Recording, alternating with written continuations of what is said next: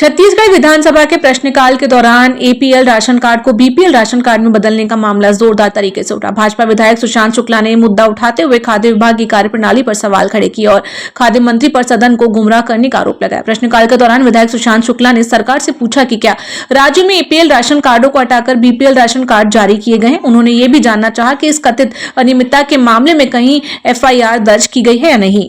मैं यही कहना चाह रहा हूं, मैंने जिस एफआईआर की बात की वही एफआईआर का उन्होंने जिक्र किया, लेकिन गलत तरीके से। वो जो विक्रेता के ऊपर अपराध दर्ज हुआ है वो एपीएल कार्ड को बीपीएल कार्ड के रूप में राशन वितरित करने के नाम पर अपराध दर्ज हुआ है। तो इसका मतलब तो यही हुआ ना कि एपीएल कार्ड को गलत तरीके से बीपीएल कार्ड बनाया गया और उससे राशन का आहरण किया गया।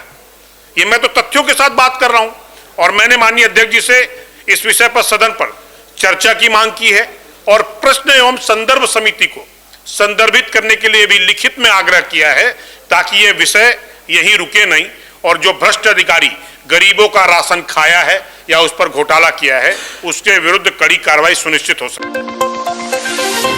छत्तीसगढ़ विधानसभा के शीतकालीन सत्र के तीसरे दिन प्रश्नकाल के दौरान सड़क निर्माण और मरम्मत का मुद्दा जोर शोर से उठा। कांग्रेस विधायक हर्षिता बघेल ने डोंगरगढ़ विधानसभा क्षेत्र की जर्जर सड़कों की स्थिति को लेकर सरकार से जवाब तलब किया। प्रश्नकाल के दौरान विधायक हर्षिता बघेल ने राजनांदगांव गांव और खेड़ागढ़ जिलों में लोक निर्माण विभाग के अंतर्गत मरम्मत योग्य सड़कों की संख्या की जानकारी मांगी। इसके जवाब में विभागीय मंत्री अरुण साव ने बताया कि दोनों जिलों में कुल 48 सड़कें मरम्मत योग्य चिन्हित की गई हैं। उनमें से 39 सड़कों के टेंडर जारी किए जा चुके हैं। 4 सड़कों का कार्य पूर्ण हो चुका है जबकि 5 सड़कों पर कार्य अब तक प्रारंभ नहीं हो पाया है।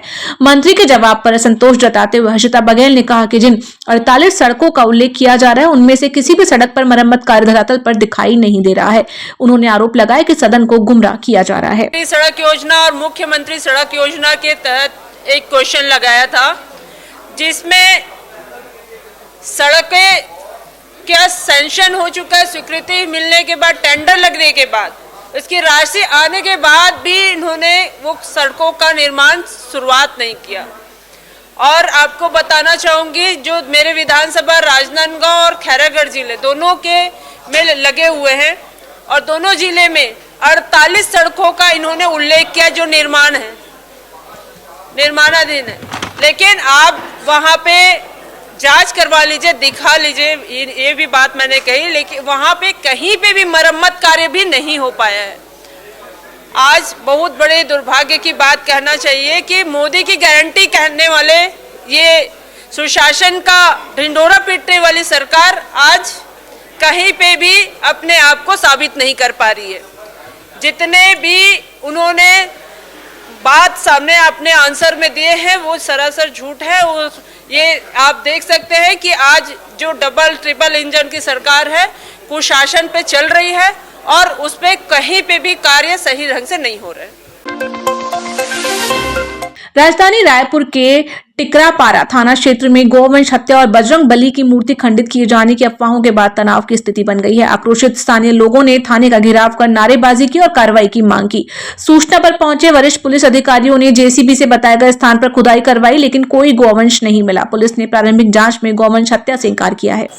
जी, यहाँ पे टिकरापारा क्षेत्र अंतर्गत धर्मनगर है, वहाँ पे एक गौशाला, छोटा गौशाला संचालित था और इसका बताना है बीती रात्रि को जेसीबी के द्वारा कुछ अज्ञात लोगों द्वारा यहाँ पे जो प्रतिमा स्थापित होने वाली थी हनुमान जी की, उस जगह को, उस चबूतरे को और प्रतिमा को क्षतिग्रस्त किया गया है। साथ ही गौशाला को भी क्षति पहुंचाई गई है जो उसमें संबंधित धारा में प्राथमिकी दर्ज की जा रही है।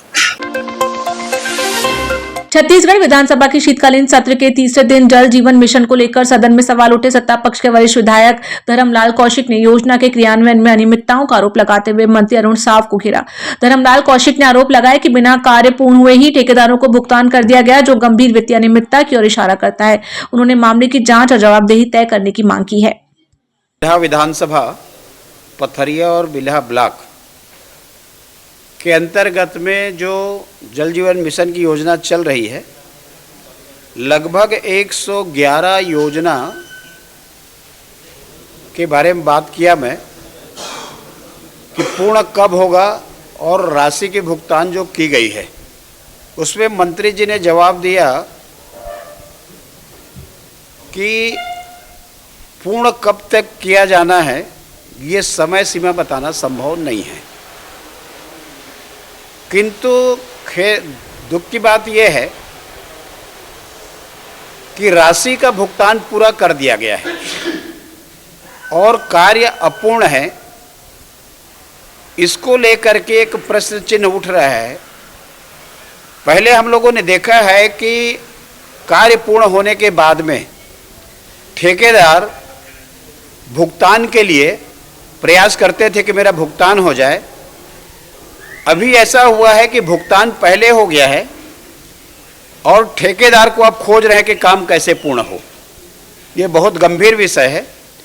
इसके साथ में हाई कोर्ट का जो माननीय उच्च न्यायालय का जो निर्णय आया है उसके आदेश के परिपालन में जो कार्रवाई होना है, और कुछ गांवों की ओर बात करके मैंने मंत्री जी को उसके स्पेसिफिक जानकारी देने के लिए आग्रह किया, लेकिन शायद मंत्री जी के पास में जानकारी नहीं थी, इसलिए उसको बताने में भी असमर्थ रहे।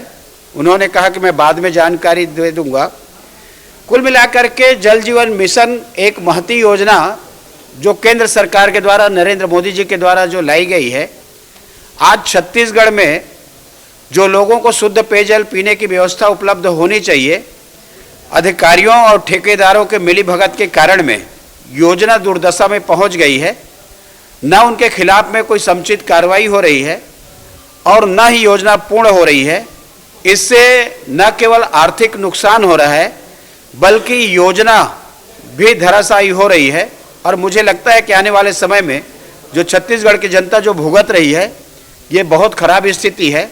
इस पे मंत्री जी को मैंने आग्रह किया है कि कब तक इसको पूरा करा लेंगे और लोगों को पानी मिले, और शायद मंत्री जी अब उस पर बहुत कठोरता के साथ कार्रवाई करेंगे तभी संभव होगा, नहीं तो योजना अपूर्ण रह जाएगी, अधूरी रह जाएगी। विधानसभा की कार्रवाई के दौरान विपक्ष ने हसदेव अरण्य में खनन के मुद्दे पर स्थगन प्रस्ताव लाया, लेकिन सरकार के जवाब के बाद चर्चा अस्वीकार कर दी गई।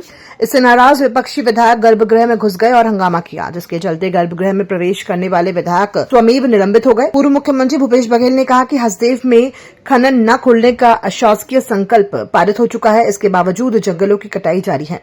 उन्होंने सरकार पर गंभीर मुद्दों को नजरअंदाज करने, ग्राम सभा की अनदेखी और उद्योगपतियों के हित में काम करने का आरोप लगाया।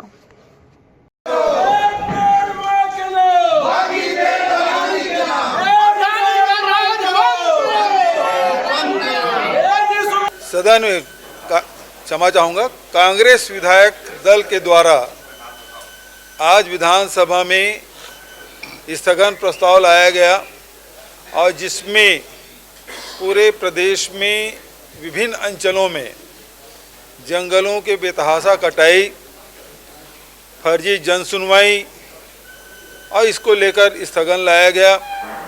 चाहे रायगढ़ के तमनार की बात हो, वहाँ फर्जी जनसुनवाई के खिलाफ में लगातार वहाँ के लोग धरना प्रदर्शन कर रहे हैं। हसदेव में विधानसभा में अशासकीय संकल्प के द्वारा इसे प्रस्ताव पारित किया गया कि अब यहाँ कोई खदान नहीं खुलेगा। उसके बाद आरी डोंगरी में भी जिस प्रकार से गांव को उजाड़ा जा रहा है, जंगल काटा जा रहा है, बीजापुर में की स्थिति वही है, तो पूरे सरगुजा से लेके बस्तर तक, रायगढ़ और कांकेर सभी जगह जंगल काटे जा रहे हैं और इसके खिलाफ में स्थगन लाया गया और मंत्री जी के द्वारा गलत बयान भी किया गया, गलत जानकारी भी दी गई और इतने हड़बड़ाए हुए थे कि पेड़ की संख्या भी 17.8 पेड़ लगाए गए। ये बात भी विधानसभा में उन्होंने कहा। हमारे इतने गंभीर उत्तर में मंत्री जी बस्तर ओलंपिक की बात कर रहे हैं और यहाँ गुरु घासीदास अभ्यारण्य की बात कर रहे हैं। वो तो पहले से बना हुआ है।